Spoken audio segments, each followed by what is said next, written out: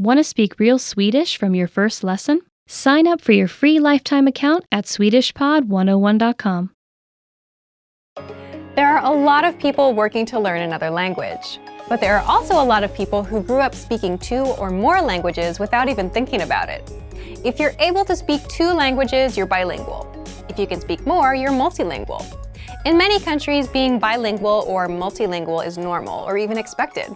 But in some countries, people grow up speaking and learning 1 language. If you speak 1 language, you're monolingual. So, what can monolinguals learn from bilinguals or multilinguals? This video will look at what it's like to be comfortable in 2 or more languages. Here are 6 pieces of information relating to bilingualism and multilingualism that you can use in your language learning. First, bilingualism and the brain. How does being bilingual or multilingual affect the brain? Do you dream in both languages? Do you see subtitles in your head for the other language as somebody's talking? The answers to questions like these are different for everyone. Some people may dream mostly in the language they're most comfortable with, and occasionally in another language. Some people may be able to effortlessly move between the languages they know, while others may get stuck from time to time. These are all normal parts of knowing more than 1 language. People who were exposed to another language since birth may have certain advantages in language acquisition over monolinguals. They may already be familiar with certain sounds and sound combinations that monolinguals are not familiar with. As a language learner, you're probably quite familiar with this. If you've already mastered a language and have decided to start learning a new one, you're probably going to unconsciously make connections to words in different languages. You'll think to yourself, this word has the same vowel sound as another word I know, so it should sound pretty similar. When it comes to studying things like new vocabulary words and grammar, however, monolinguals, bilinguals, and multilinguals all need to spend time learning and memorizing. So in your own learning, don't be discouraged by people who speak your native language and your target language. They may have had a totally different learning experience than you. Consider your language studies, not language abilities. Second, language mistakes and confusion. You may be wondering if bilinguals ever confuse languages in their heads. Generally, people who are fluent in multiple languages can separate the languages mentally. However, there are situations where people momentarily forget words, even in our native languages, or we think of a word in one language but not in another. In some cases, we might even want to use a word that exists in one language but not in the other. An interesting concept from academic literature on this topic is perfect bilingualism. It's the idea that someone can speak 2 languages perfectly at an equally high level. Many people assume that someone who grew up speaking 2 languages would be able to use both of them perfectly and sound flawless, but this is generally not true. Bilingual people are often more comfortable talking about certain topics in specific languages. There are also situations where bilingual people may pronounce words with a slightly different accent than monolingual people. Interestingly enough, there's also a similar pattern among bilingual couples. Bilingual couples usually have a single dominant language. Even if they can speak another language with fluency and ease, people will usually use the language that's most efficient and comfortable. Third, bilingual societies. Can you imagine a place where you talk to your family in one language, your neighbors in another, your boss in a third, and write letters in a fourth? This might sound like a dream for many language enthusiasts, but in some societies, it's normal. This type of multilingual society occurs on border regions all throughout the world. In northern Iraq, for instance, people usually speak Kurdish, Turkish, and Iraqi Arabic, and many of them use modern standard Arabic and English at school. In some parts of China, people might learn English at school, speak their city's dialect of Mandarin when out shopping, speak standard Mandarin at work, and perhaps even speak another language when at home with their families. Some of these people might even say they're bad at languages. When people say this, it's often because they grew up using these languages, not learning them in school. When they were using a language at a friend's house and got their pronunciation corrected, there was no anxiety involved. This kind of learning is different than learning in a school setting, where tests and classrooms can cause pressure and discomfort.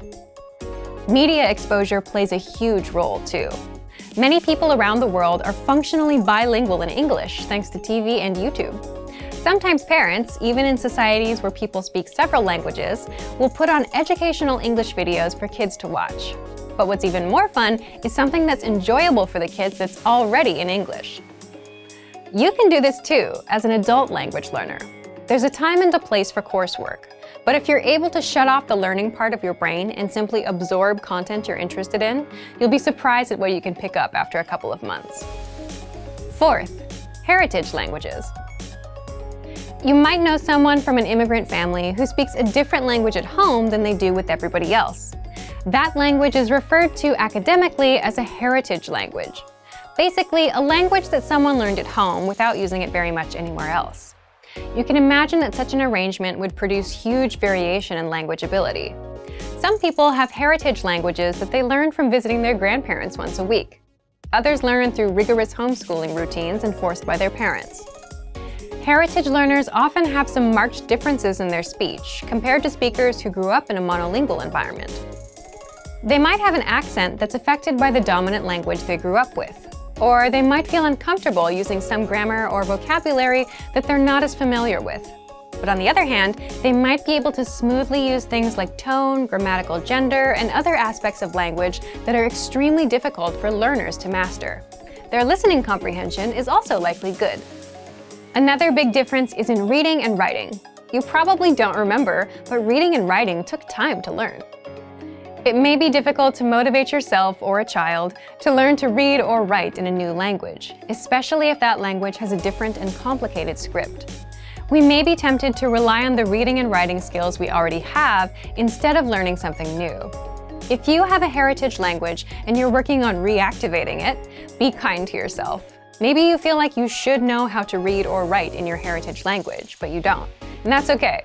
You can work on building those skills as any other language learner would. A great way to build literacy is to read text with audio that you can listen to at the same time.